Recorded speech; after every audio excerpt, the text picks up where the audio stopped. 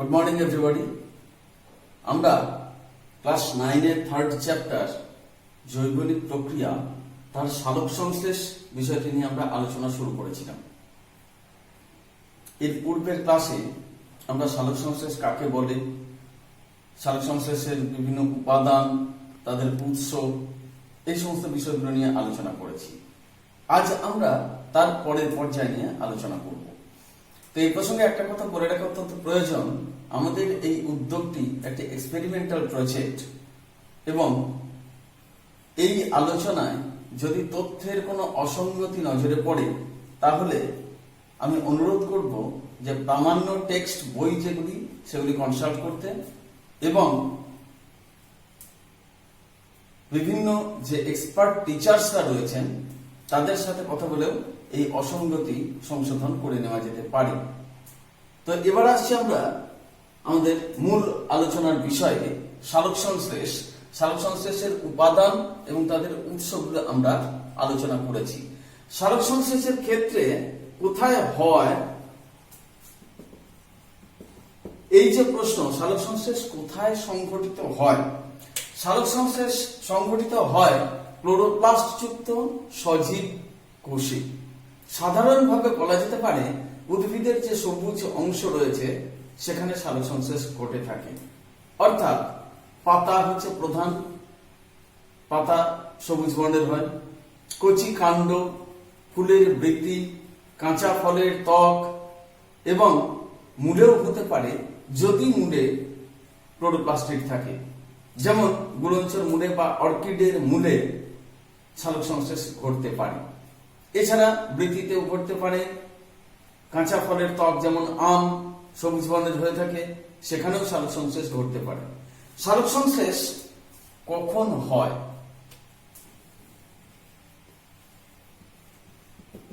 এর পূর্বে আরেকটি প্রশ্নের উত্তর এখানে আলোচনা করা অত্যন্ত প্রয়োজন। পাতাকে কেন প্রধান স্থান বলা হয়? পাতাকে কেন সালোক সংশ্লেষের প্রধান স্থান রূপে গণ্য করা হয়? এর কতগুলো কারণ রয়েছে।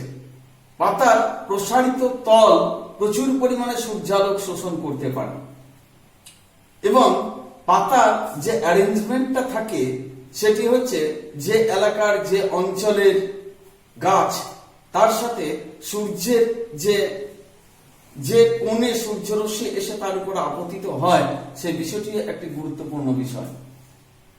পাতা প্রচুর পরিমাণে সালোক সংশ্লেষকে শোষণ করতে পারে। পাতায় রয়েছে পত্ররন্ধ্র, যার মাধ্যমে উদ্ভিদ বাতাস থেকে কার্বন ডাই অক্সাইড শোষণ করতে পারে, অক্সিজেন পরিত্যাগ করতে পারে।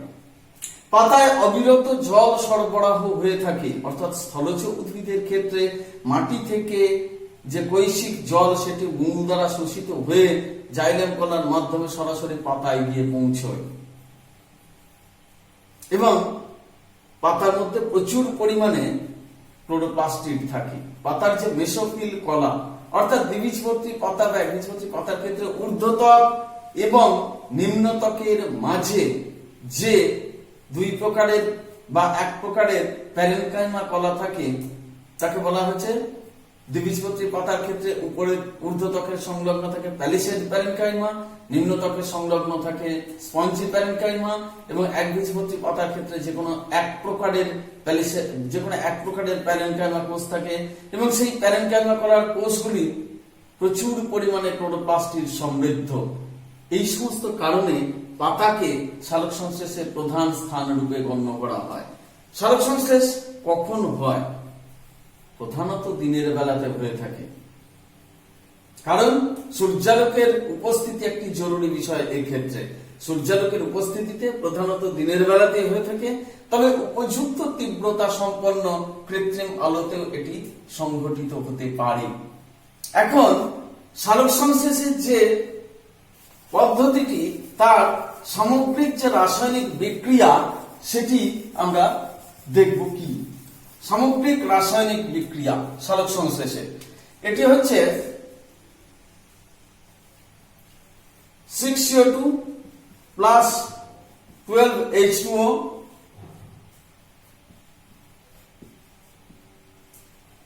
সূর্যালোক এবং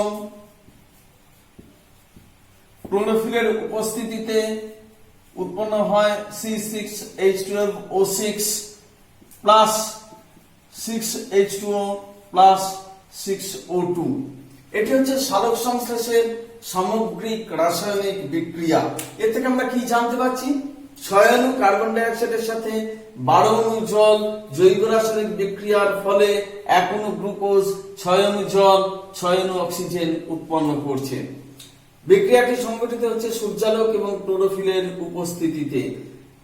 এখানে যে 6 অণু কার্বন ডাই অক্সাইড গৃহীত হচ্ছে, ঠিক সম অণু পরিমাণ অক্সিজেন নির্গত হচ্ছে। গ্লুকোজ এখানে প্রধান উৎপাদিত বিষয় হচ্ছে। এখানে যে জল উৎপন্ন হচ্ছে সেই জল বিপাকীয় কাজে ব্যবহৃত হয় এবং অক্সিজেন যেটি উৎপন্ন হচ্ছে সেটি পত্ররন্ধ্র দিয়ে পরিবেশে নির্গত হয়ে যায়। এটা আমরা সালোক সংশ্লেষ পদ্ধতির ক্ষেত্রে দেখতে পাচ্ছি। যেহেতু সরল উপাদান পরিবেশ থেকে গৃহীত হচ্ছে এবং জটিল যৌগিক পদার্থ সংশ্লেষিত হচ্ছে, যার ফলে উদ্ভিদের শুষ্ক ওজন বৃদ্ধি পায়, তাই সালোক সংশ্লেষকে কি বলা হয় না উপচিতি বিপাক বলা হয়। এখানে কার্বন ডাই অক্সাইড বিজারিত হয় এবং জল জারিত হয়। জল জারিত হয়ে অক্সিজেন উৎপন্ন করছে, কার্বন ডাই অক্সাইড বিজারিত হয়ে গ্লুকোজ উৎপন্ন করছে। তাই এটিকে জারণ বিজারণ প্রক্রিয়াও বলা হয়ে থাকে। এটি হচ্ছে বিজারণ প্রক্রিয়া আর এটি হচ্ছে জারণ প্রক্রিয়া। জল জারিত হয় এবং কার্বন ডাই অক্সাইড বিজারিত হয়, তাই সালোক সংশ্লেষকে জারণ বিজারণ প্রক্রিয়া বলা হয়। এরপরে আসছে আমরা এই যে সামগ্রিক রাসায়নিক বিক্রিয়াটির কথা এখানে উল্লেখ করা হলো, এটি কিন্তু একেবারে সরাসরি এরকম ভাবে বিক্রিয়া সংঘটিত হয় না। এগুলি অনেক ধাপে ধাপে সংঘটিত হয় এবং তাদের সামগ্রিক রূপটা হচ্ছে এইটা। সালোক সংশ্লেষে যে ঘটনাটি ঘটে সেটি প্রধানত দুটি পর্যায়ে সম্পন্ন হয়। একটি হচ্ছে আলোক দশা, আরেকটিকে বলা হয় অন্ধকার দশা। আলোক দশা এবং অন্ধকার দশা এই দুটি পর্যায়ে সালোক সংশ্লেষ প্রক্রিয়াটি সম্পন্ন হয়ে থাকে। তো আলোক দশা ব্যাপারটা কি একটু দেখে নেওয়া যাক, অন্ধকার দশা ব্যাপারটা কি সেটাও একটু দেখে নেওয়া যাক। সালোক সংশ্লেষের পর্যায়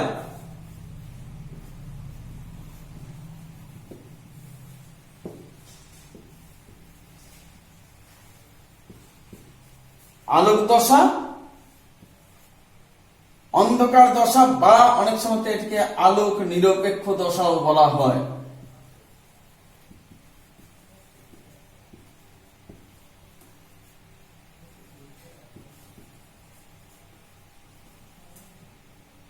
আলোক নিরপেক্ষ দশা এখানে বলা হচ্ছে। এই যে আলোক দশা সেটি কোথায় সংঘটিত হয় না ক্লোরোপ্লাস্টের গ্রানা অঞ্চলে সংঘটিত হয়।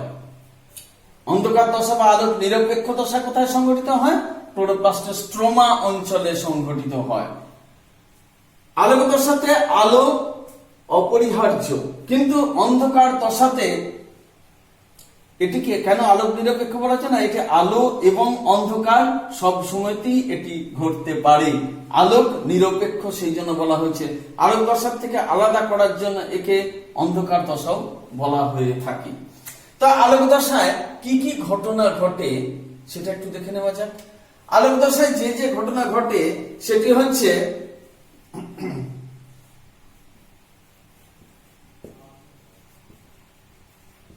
সৌরশক্তির বিশোষণ, তারপর হচ্ছে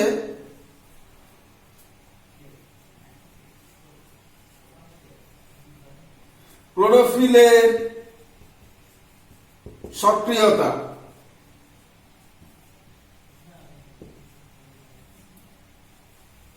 জলের আলোক বিশ্লেষণ,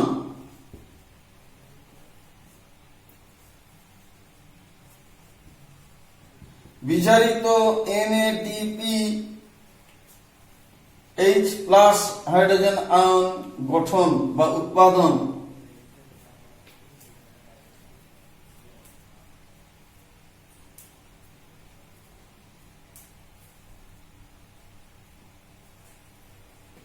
অক্সিজেন নির্গমন, আর হচ্ছে ফটোফসফোরাইলেশন।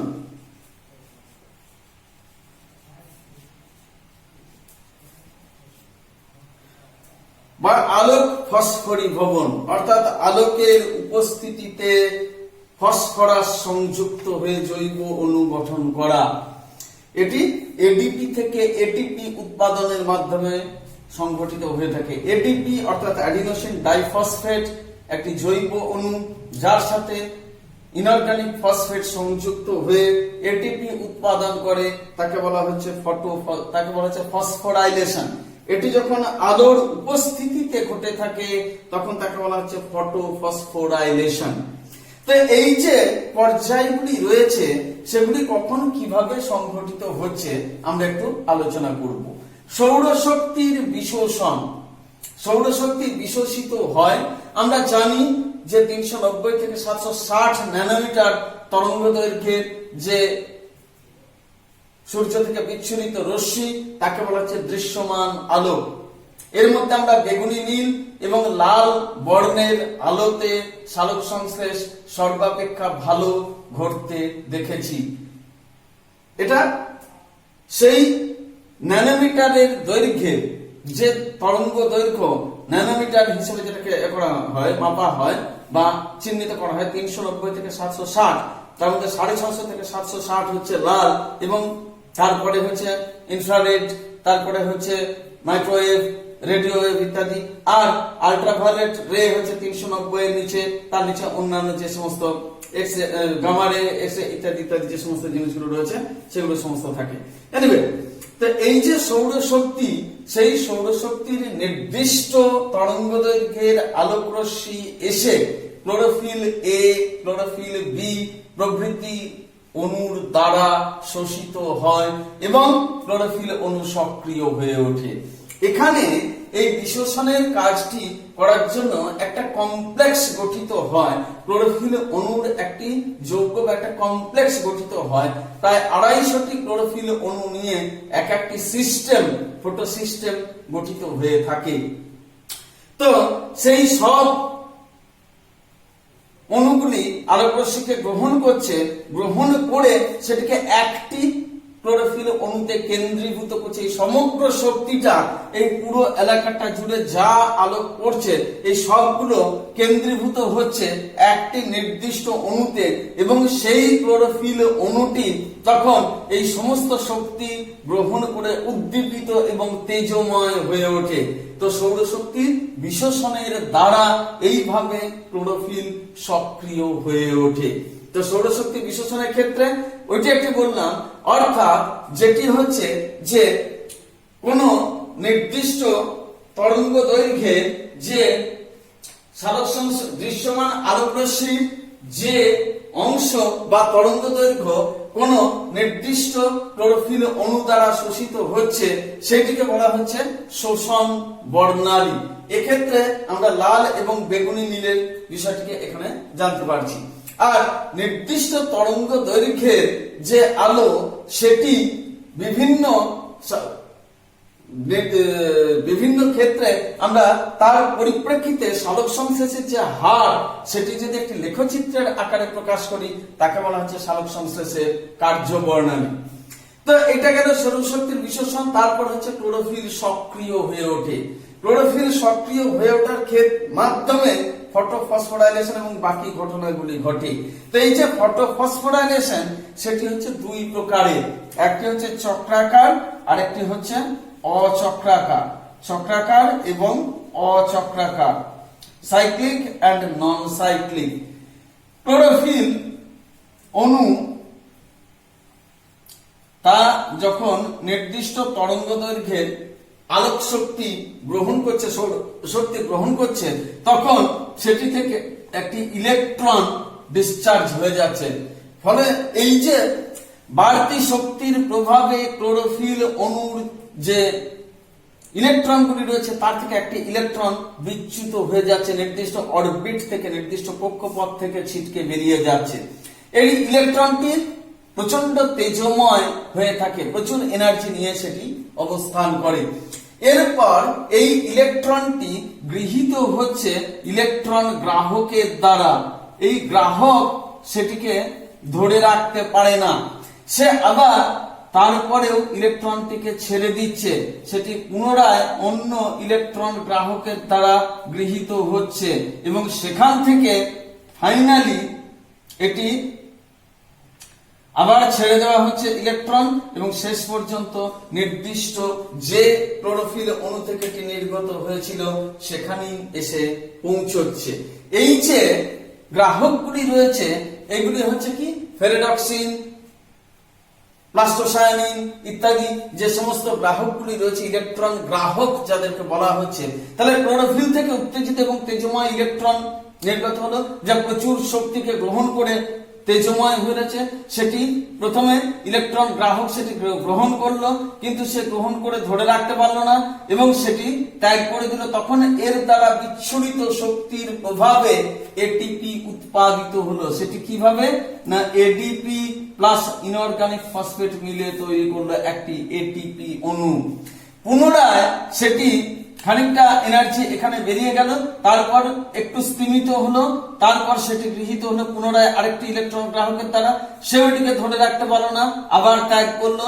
তখন এই বিচ্ছুরিত শক্তির প্রভাবে পুনরায় এডিপি প্লাস ইনঅর্গানিক ফসফেটের সংযুক্তকরণের দ্বারা পুনরায় আরেকটি এটিপি অণু সৃষ্টি হলো। তখন ইলেকট্রন অণুটি তার যে তেজময়তা সেটি বিনষ্ট হয় এবং সেটি স্বাভাবিক অবস্থায় ফিরে এসে পুনরায় যে ক্লোরোফিল অণু থেকে নির্গত হয়েছিল সেখানেই প্রবেশ করে এবং এই চক্রাকার পথ অতিক্রম করে একই ক্লোরোফিলে এসে সে ফিরছে বলে এটিকে বলা হয় চক্রাকার ফটোফসফোরাইলেশন।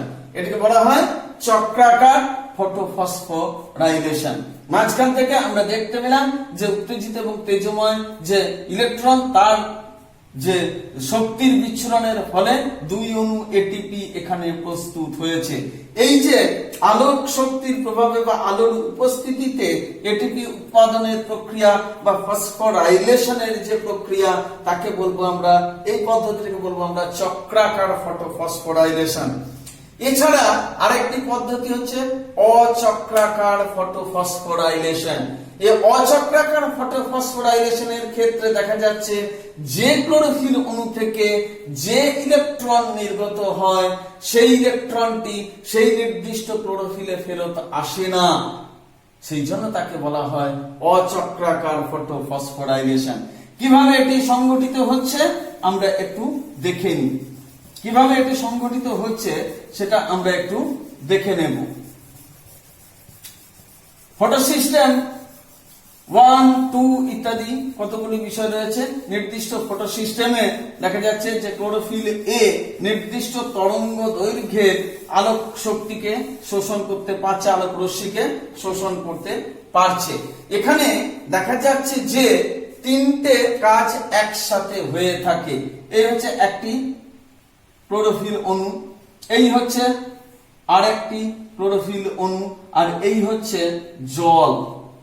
এখানেও দেখা যাচ্ছে যে সূর্যালোক এসে সৌরশক্তি এসে এখানেও পৌঁছচ্ছে, এখানেও পৌঁছচ্ছে।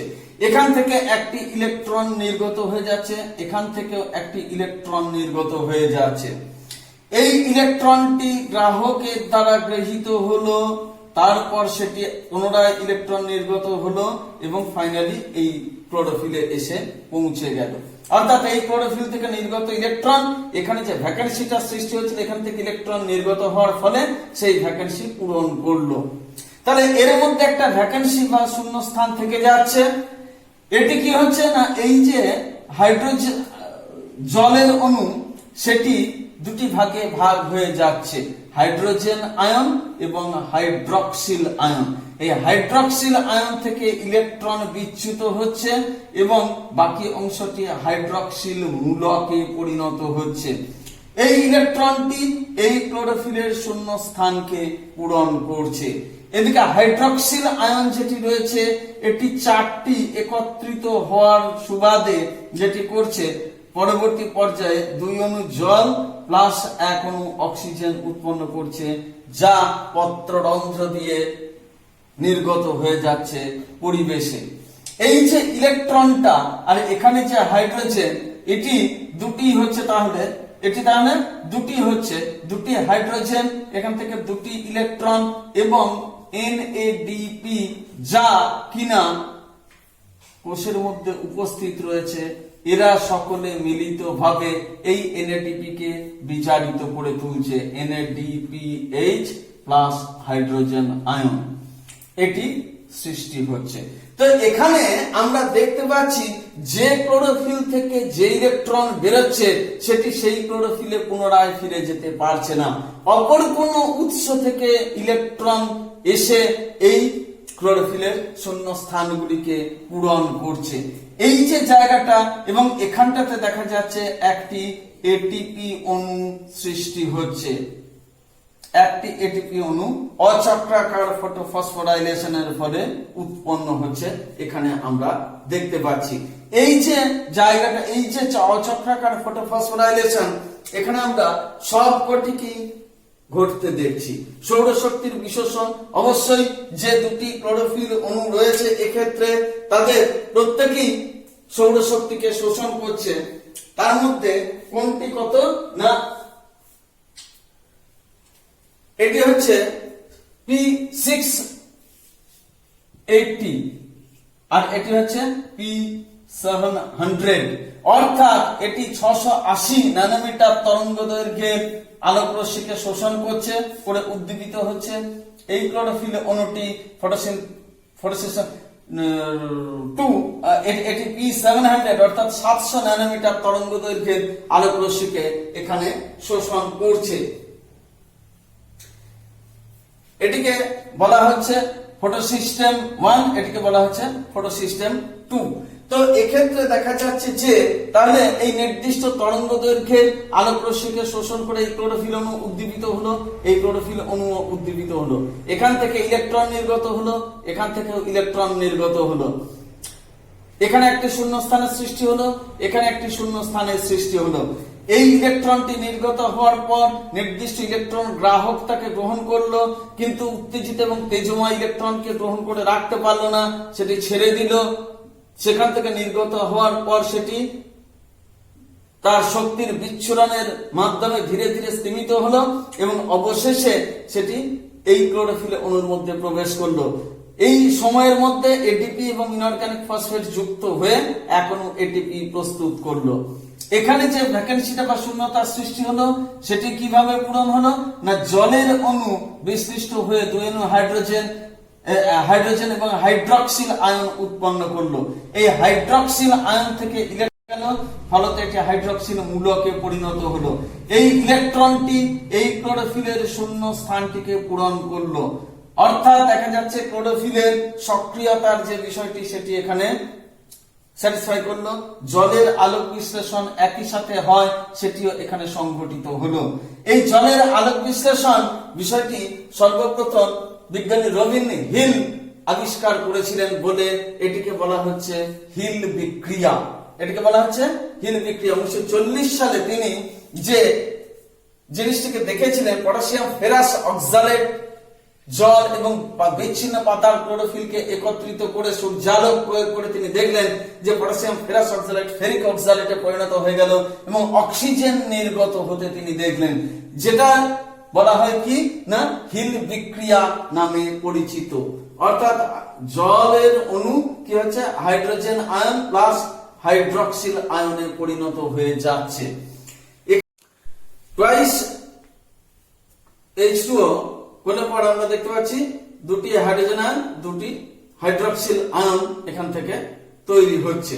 এইভাবে এটাকে বলা হচ্ছে হিল বিক্রিয়া হিসেবে আমরা এটাকে দেখতে পাচ্ছি, অর্থাৎ জলের আলোক বিশ্লেষণটি এখানে সংঘটিত হচ্ছে।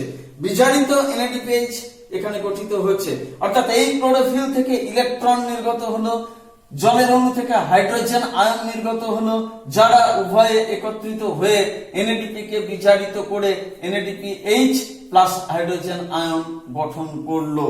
আর কি রইল অক্সিজেন নির্গমন। হাইড্রক্সিল আয়ন 4টে একত্রিত হয়ে 2 অণু জল এবং 1 অণু অক্সিজেন উৎপন্ন করলো।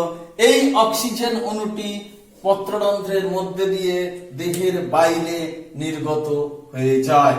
তাহলে এই গেল সালোক সংশ্লেষের আলোক দশার যে বিভিন্ন ঘটনাগুলি ঘটে সেগুলিকে আমরা এখানে দেখতে পেলাম। এখান থেকে আমরা নেট তিনটে জিনিস পাচ্ছি, বিজারিত এনএডিপি পাচ্ছি, এটিপি উৎপাদিত হতে দেখছি এবং অক্সিজেনকে উৎপাদিত হতে দেখছি। এই অক্সিজেন উদ্ভিদ থেকে নির্গত হয়ে যায়। এটিপি এবং বিজারিত এনএডিপি তারা কি করছে না, তারা অন্ধকার দশায় বিশেষ গুরুত্বপূর্ণ ভূমিকা পালন করে থাকে। আজকে আমরা এই আলোক দশার এই পর্যায় পর্যন্ত আমরা দেখলাম।